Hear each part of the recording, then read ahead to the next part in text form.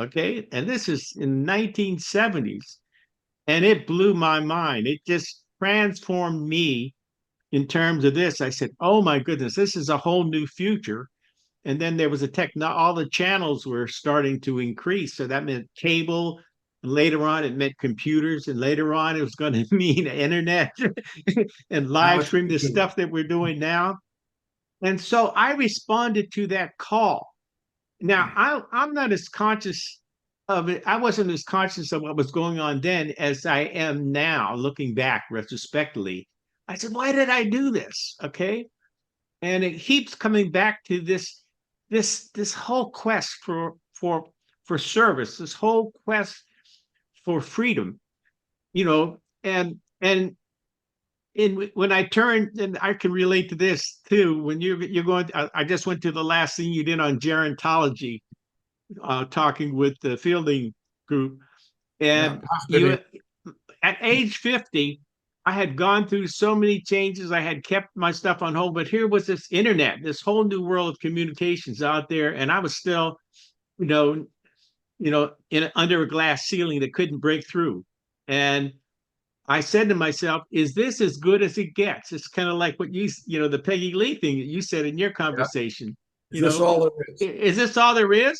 I You know, think Art, one of the things that is but true is that all three of us have lived through enormous amounts of change. I mean, we're children of Yes, the 60s. I mean, I was absolutely. in Berkeley in the middle 1960s. I mean, when I came to Berkeley, I discovered a guy named Mario Savio who was standing on top of Yes, a Mario free police speech car Savio. giving a movement. talk. Now You we're know, and talking. he was haranguing the crowd, and I thought, oh well, this is just what happens in California. And I'd come from the East Coast, and that was the beginning. And then there was People's Park, and then there was Vietnam, and that was the 60s, and then the 70s, and then these technology revolutions. I mean, we've lived through enormous periods of change, Yeah, and it's I'll not really mention surprising that we've changed with it.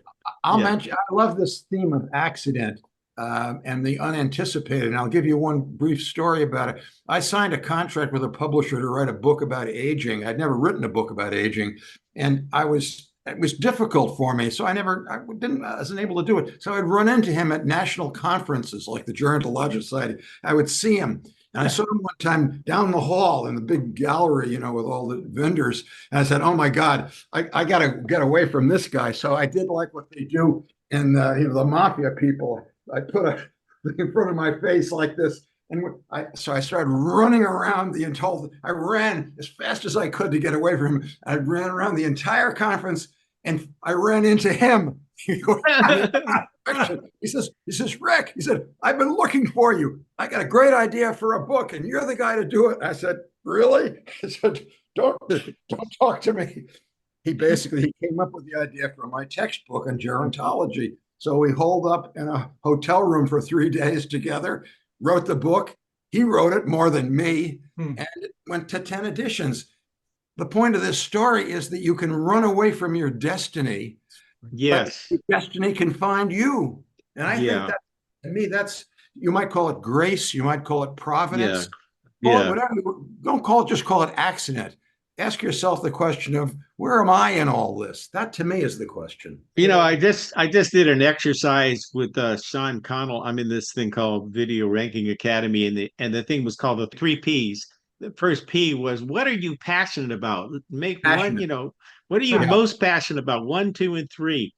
Okay, so if you're most passionate about that, I said, well, I'm happy to be passionate about navigating my own retired life. And then bingo, Unretired. my own unretired life. And then I want to help other people do this, because that was the first aha moment. And then they said, well, yeah, but what are your proficiencies? Okay. And I said, well, I've been a global communicator, and I have a suite of e-learning services, but ageism has prevented any of the corporations from hiring me. I'm too damn old. you know, Right. and not that I think that, but they're millennials and Gen Xers that are basically said, I just want to hire my own kind, my own friends. You're like my old parent or my uncle. I don't want to. I have my old uncle Too working with old. me. You're too damn old. And so then So that kind of happened. But then the aha moment was, okay, the third one was, okay, how can I make this profitable? And then I said, oh, this YouTube thing is really, really cool, but I need to learn how to do it. Look, I'm a brand new kid. I'm a babe in the woods. Okay. So what are the three P's again? There's passion, proficiency, and profit. And profitability. Profitability. Okay. And even though, I mean, nonprofits don't use that, but, gainfulness, or, whatever nonprofits use as that, as the net gain, the revenue Sure. of this. And it's not just a financial one, but it's deeply spiritual, because I think there's a whole lot of good in us coming together as people. And I'm starting with us, but you and I are talking about doing it across generations, across genders of people, across communities. Okay. Never before in the history of the world do we have as much opportunity to bring the world together. Even as the world comes undone, there's what Joanna Macy calls the great turning. And we're part of that. Yes. We're part of the great turning, okay, where people come together. He's a Buddhist, okay, but there are people, even atheists, who are coming, from this calling about, even the scientists, all these folks have different ways that they're being called. We can have a conversation that integrates this stuff together, that makes a whole lot of sense, that leverages. Let's go back to your question about retirement. What do we draw from all this to give to people if they say, well, what is the future of retirement? Does it have a future? What can people learn from these stories that we've been sharing here today? What's the takeaway message for retirement? Well, I think it has to do with doing this in phases. Now, you said that's dead as a concept, phase retirement, but I'm talking about, what we learn about what we can do as our bodies. I've learned I can work differently. I'm working from home. I have a home-based office, and my feet are on the ground over the internet, and just using tools like my cell phone. I can work to a certain amount of time before, it gets too much for me. But I think there's a phased way. There are things that we can do. I can write books. I can make videos. Okay. So the technology today enables people to retire in a different way than would have been a different pace based on their needs. How about you, Richard? You're specialized in technology. How does technology work? Does that make sense?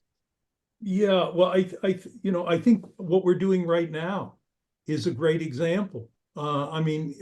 Zoom is a marvelous new tool. I mean, it really arrived it was around for a while, but it really came into prominence during COVID when we all got locked down. Right. And I know myself, I had been, a very frequent traveler. I mean, I literally have 1 million miles on United Airlines. And I was a consultant, and I went places partly for pleasure, partly for work. And that all stopped in 2020, and I've hardly traveled at all. And yet I'm part of a number of organizations, both professional and personal, through Zoom, that let me, I believe I've been able to expand my sphere of influence made it bigger because of tools like Zoom. I'm able to collaborate. This is great what you're saying, because Art Johnson and I have never actually met in person. Yes. Isn't that true, Art? Yeah, we built a relationship entirely on Zoom. Well, I am currently writing a book with two people. One is here, whom I know. The other one is in Ann Arbor, Michigan, and I have never met him. And yet we're co-authors of a book. We meet together twice a week. Awesome. The conversation continues, so stay tuned for part 4.